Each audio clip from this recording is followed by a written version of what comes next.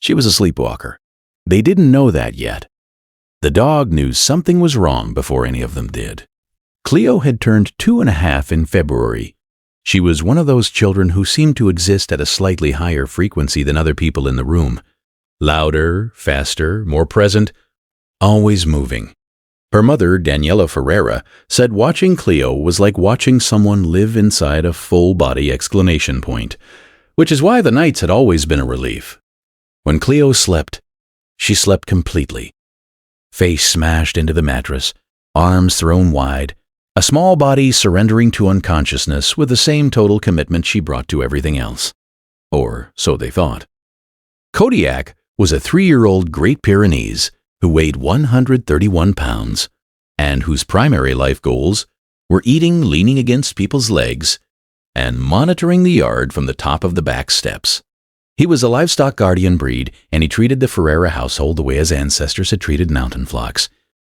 As a perimeter to be maintained, a group to be accounted for, a set of coordinates he needed to know the location of at all times. He was not a performing dog. He did not fetch or roll over or do anything on command that he had not independently decided was worth his time. He was enormous and calm and entirely certain of himself. Daniela called him her third child on good days and her second refrigerator on bad ones. 6 weeks before anyone understood what was happening, Kodiak started sleeping at the end of the hall in front of the front door. He had always slept in the kitchen. He had never chosen to sleep in the hall. The hall was narrow, and he was not a narrow dog, and the arrangement seemed to make no practical sense. Daniela moved him the first night, and the second. The third night she gave up, stepping over him on her way to the bathroom at 2 a.m., and going back to bed assuming he had found something interesting to smell near the door, and would lose interest by morning. He did not lose interest by morning, or the next morning, or any morning for 6 weeks. At week 3, she put a baby monitor in the hallway and pointed it at the door. She told her husband Felipe that she was watching to see if an animal was coming to the porch and triggering the dog. Felipe watched it with her for 2 nights and saw nothing. On the third night, they saw Cleo. If you stay for stories about what animals sense before we do, you're in the right place. Subscribe so you don't miss the next one. She came out of her room at 1:47 a.m. Eyes open. Walking with complete directional intention, straight down the hall in her striped cotton pajamas, heading for the front door. She was not awake. She was not aware of anything in the hall with her. She did not react to Kodiak. She did not slow. She walked directly into 131 pounds of Great Pyrenees lying across the full width of the doorway and stopped. Kodiak did not move. He looked at her. She stood there for 11 seconds, pressing lightly against his side, and then turned around and walked back to her room and climbed into bed. Daniela watched this on the monitor with her hand over her mouth. It happened again.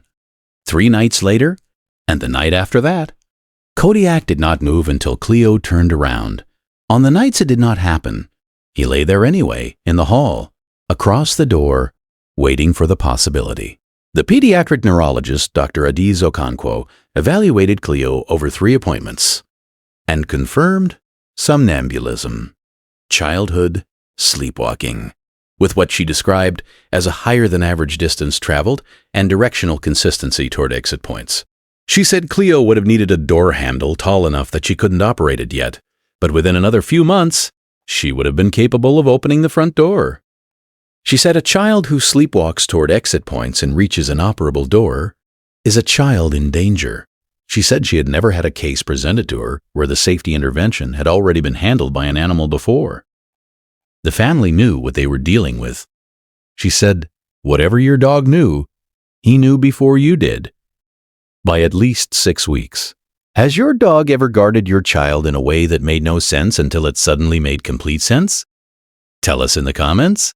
These stories deserve to be heard. They put a door alarm on the front door that night, the kind that screams when the handle is engaged. They put a secondary lock at the top. They scheduled a follow-up with neurology. They did all the things the doctor told them to do.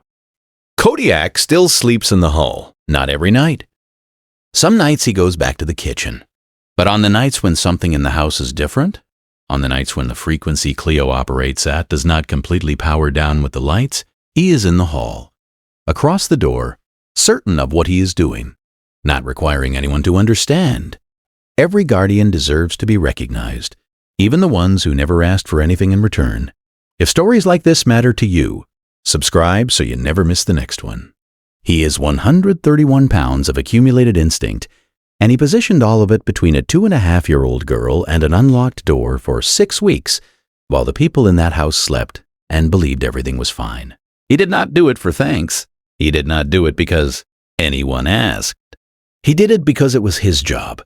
He had decided that a long time ago, probably the day they brought Cleo home, possibly the day they brought him home, possibly in some language that runs older and quieter than either. The next story involves a chow chow who refused to let a baby near a particular corner of the living room for 3 days, until the exterminator came.